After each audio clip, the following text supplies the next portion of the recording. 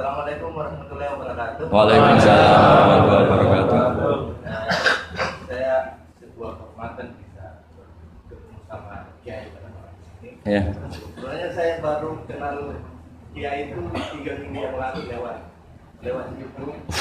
Ya, ya. Ada yang kirim di FB saya, walaupun dengan komentar yang agak mirip lah. Iya, iya. Kalau nggak salah waktu itu Pak Kiai membahas masalah perang Handar, Iya.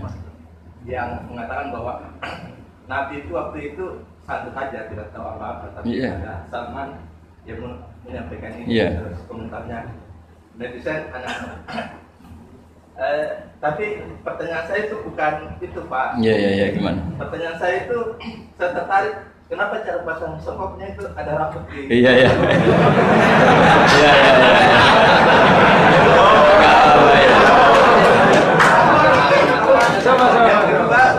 Yang kedua, ini sebenarnya hal umum.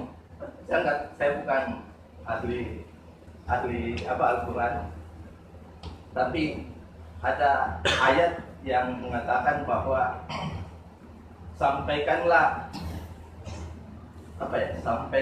Dari aku meskipun satu ayat itu enggak. walaupun itu cuma satu ayat. Dari aku balighu anni walau ayat. Nah, yang itu menurut saya menjadi dengan dunia medsos saat ini, Ya.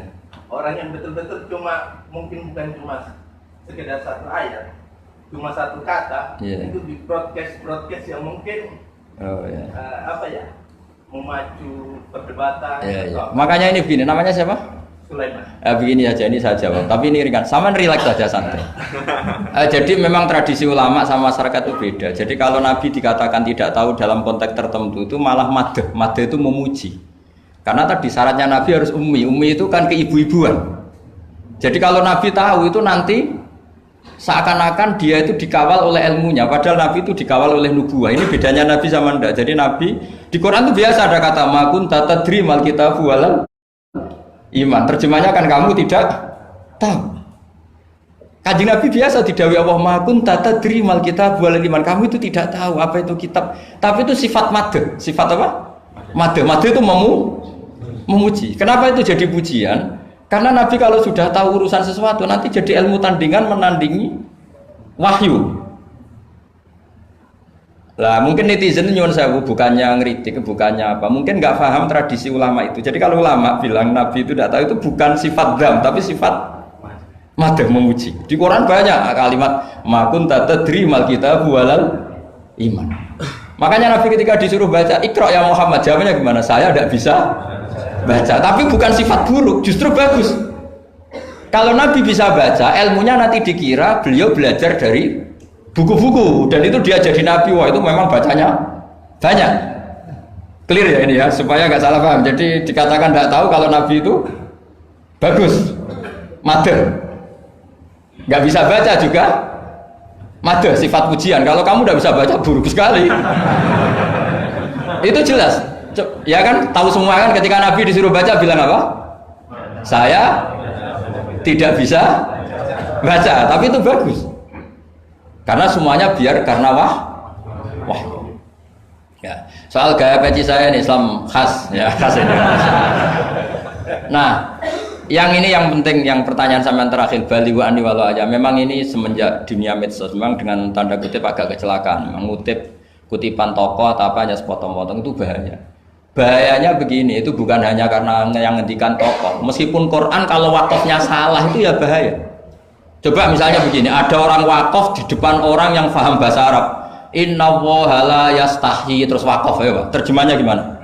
Allah tidak punya rasa malu. Sehingga di ilmu Quran itu diaturkan ada wakaf yang haram, yaitu wakaf yang rusak makna. Harus diteruskan inna woha la yastahi ayadriba masalam ma ba'u. Allah tidak malu bikin perumpamaan sekecil apapun makhluk itu. Misalnya buat perumpamaan dengan nyamuk. Coba kalau bacanya satu ayat terpotong. Inna woha la yastahi, Allah tidak malu. Bayangkan didengar orang yang paham bahasa Arab. Jadi problem kita adalah kadang ngutip kiai ya gitu. Jadi apa ya tadi belum mendengarin kompletnya ngaji. Jadi kalau ada ulama bilang Nabi tidak tahu itu sebenarnya made itu ngelem karena memang begitu. Makanya Allah bilang apa? Ma kunta tadri mal kitab walal iman. Muhammad kamu tidak tahu apa yang maknanya kitab, maknanya iman. Tapi nggak tahu ini untuk Nabi kelebihan karena kalau Nabi tahu dulu berarti ilmunya sebagian diserap dari Taurat dan Injil dari yang macam-macam. Makanya dulu orang kafir kalau ngeritik Nabi kan walaqad na'lamu annahu yaquluna innama yu'allimuhu basar. Muhammad pinter macam pernah belajar. Terus Allah menjawab Muhammad itu enggak pernah belajar, bahkan baca saja tidak. Jadi kalau Nabi dikatakan enggak bisa baca, enggak tahu itu madh. Saya ulang lagi untuk Nabi itu madh. Sehingga semua yang dilakukan Nabi in huwa illa wahyu yuha, semua hanya berdasar wahyu. Ini bedanya Nabi dengan selain Nabi. Makanya Nabi itu nggak pernah baca, nggak boleh memang. Karena tadi pasti ini jadi ilmu tandingan. Itu bahaya kalau untuk Nabi, supaya semuanya orisinil dari Allah. Nabi itu sama Allah dikosongkan, semuanya kosong. Terus semuanya dari ilmu yang diwahyukan oleh Allah Subhanahu wa Ta'ala, jelasnya. Jadi balighu anni walau ayat itu saya mohon maksudnya itu ayat itu bukan ayat satu Quran potongan, enggak. Ayat yang muhkamah, yang utuh. Tapi kalau satu potongan ya enggak boleh. Tadi misalnya dipotong apa innallaha la yastahi kan kayak. Makanya di bab ilmu tajwid kan diterangkan wa ba'da tajwidika lil hurufi la budda mim ma'rifatil wuqufi. Setelah kamu tahu tajwid ikhfa idzar idgham, kamu harus mengenal ilmu waqaf. Karena sekali salah waqaf itu ya gitu Mas Leman ya. Assalamualaikum warahmatullahi wabarakatuh.